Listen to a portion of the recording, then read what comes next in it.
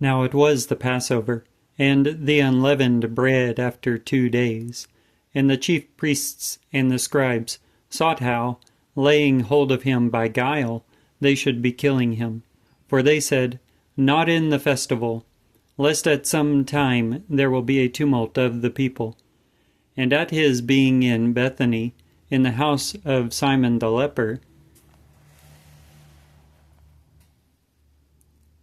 at his lying down, a woman came, having an alabaster vase of veritable nard attar, costly. And crushing the alabaster vase, she pours it down on his head. Now some were resenting this to themselves, and saying, For what has this destruction of the attar occurred? For this attar could have been disposed of for over 300 denarii, and given to the poor. And they muttered against her.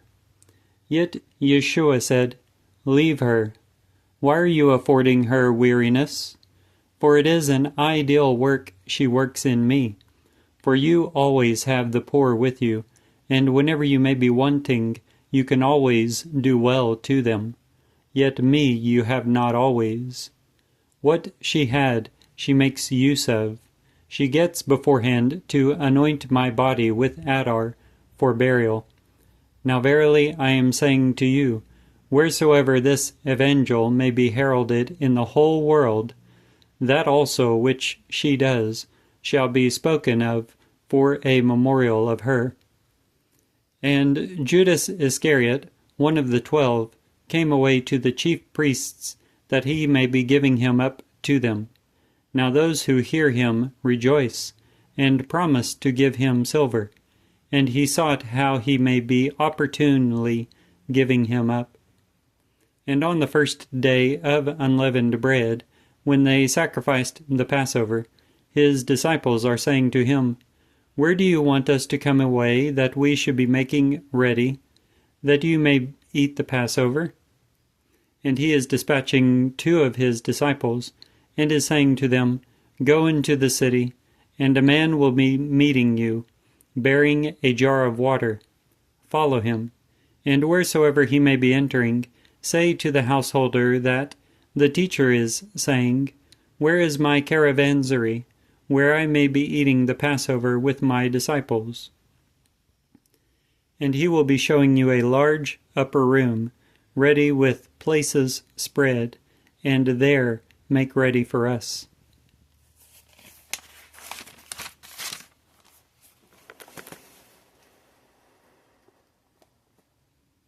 And his disciples came out and came into the city, and they found it according as he said to them, and they make ready the Passover.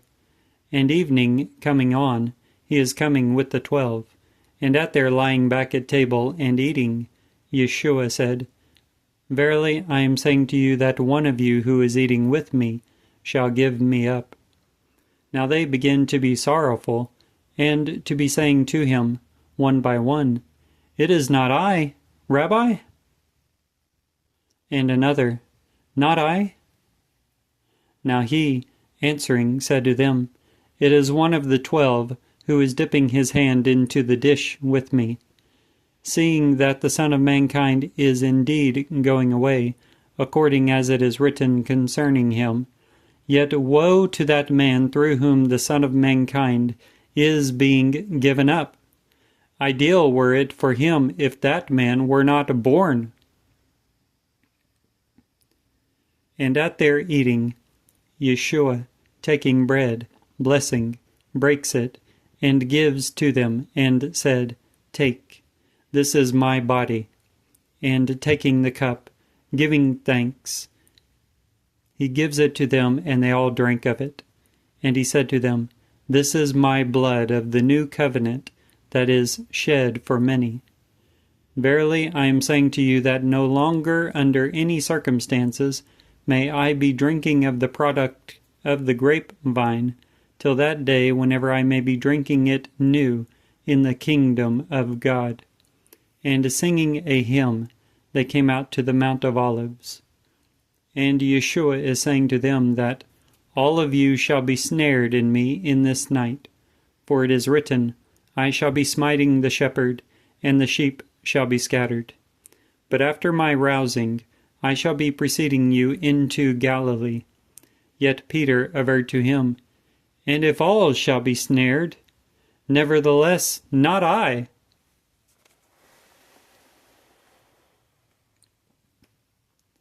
And Yeshua is saying to him, Verily I am saying to you that you, today, in this night, before a cock crows twice, 3 times will you be renouncing me.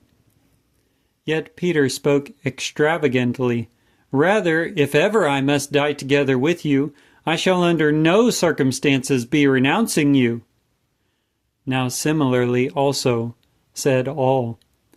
And they are coming into a freehold, the name of which is Gethsemane. And he is saying to his disciples, Be seated here till I should be praying. And he is taking Peter and James and John aside with himself, and he begins to be overawed and depressed. And he is saying to them, Sorrow-stricken is my soul to death. Remain here and watch. And coming forward a little, he fell on the earth and prayed that, if it is possible, the hour may pass by from him. And he said, Abba, Father, all is possible to you. Have this cup carried aside from me, but not what I will, but what you. And he is coming and finding them drowsing, and he is saying to Peter, Simon, are you drowsing? Are you not strong enough to watch 1 hour? Watch and pray, lest you may be entering into trial. The spirit indeed is eager, yet the flesh is infirm. And again, coming away, he prays, saying the same words.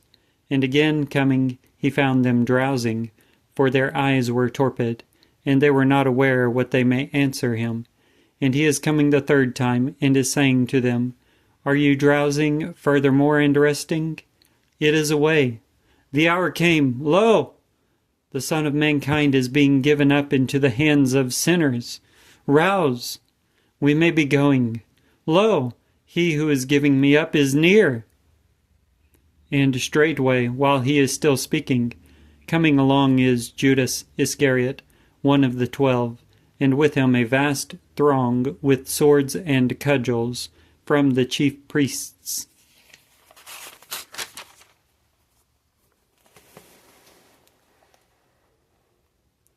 And the scribes and the elders. Now he who is giving him up had given them a signal, saying, Whomever I should be kissing, he it is. Hold him, and lead him away securely. And coming to him, he is saying, Rabbi, Rabbi, and he kisses him fondly. Now they lay their hands on him and hold him. Now a certain one of those standing by, pulling a sword, hits the slave of the chief priest and amputates his ear. And answering, Yeshua said to them, As after a robber do you come out with swords and cudgels to apprehend me? Daily was I with you in the sanctuary, teaching, and you do not hold me, but that the Scriptures may be fulfilled. And leaving him, they all fled, and one, a certain youth, was following with him, clothed in a linen wrapper on his naked body. And the youths are holding him, yet he, leaving the linen wrapper, fled naked from them. And they led Yeshua away to the chief priest Caiaphas, and all the chief priests and the elders, and all the chief priests and the elders, and the scribes are coming together to him. And Peter from afar follows him till within the courtyard of the chief priest, and was sitting together with the deputies, and warming himself at the light. Now the chief priests and the whole Sanhedrin sought false testimony against Yeshua to put him to death, and they found it not, for many testified against him falsely, and the testimonies were not consistent. And some, rising, testified against him falsely, saying that, "We hear him saying that I shall be demolishing this temple made by hands, and during 3 days I shall be building another not made by hands." And neither thus was their testimony consistent. And the chief priest, rising in the midst, inquires of Yeshua, saying, "You are not answering anything? What are these testifying against you?" Yet Yeshua was silent, and does not answer anything. Again the chief priest inquired of him, and is saying to him, "Are you the Christ, the Son of God, the Blessed?" Now Yeshua said, "I am. And you shall be seeing the Son of Mankind sitting at the right hand of power, and coming with the clouds of heaven." Now the chief priest, tearing his tunics, is saying, "What need have we still of witnesses? Lo, now you hear the blasphemy. What is it appearing to you?" Now they all condemn him to be liable to death, and some begin to be spitting on him, and putting a covering about his face, and buffeting him, and saying to him, "Prophesy!" And the deputies with slaps took him. And at Peter's being below in the courtyard, one of the maids of the chief priest is coming, and perceiving Peter warming himself, looking at him, she is saying, "You also were with Yeshua the Nazarene?" Yet he denies, saying, "Neither am I aware, nor am I an adept in what you are saying." And he came outside into the forecourt, and a cock crows. And the maid, perceiving him, begins again to say to those standing by that, "This one is of them." Yet again he denied. And after a little, those standing by said again to Peter, "Truly you are of them, for you are a Galilean also, and your speech is alike." Now he begins to be anathematizing and swearing that, "I am not acquainted with this man of whom you are telling." And straightway a second time a cock crows. And Peter recollects the declaration, as Yeshua said to him, that before a cock crows twice, 3 times will you be renouncing me. And reflecting, he lamented. Mark chapter 14.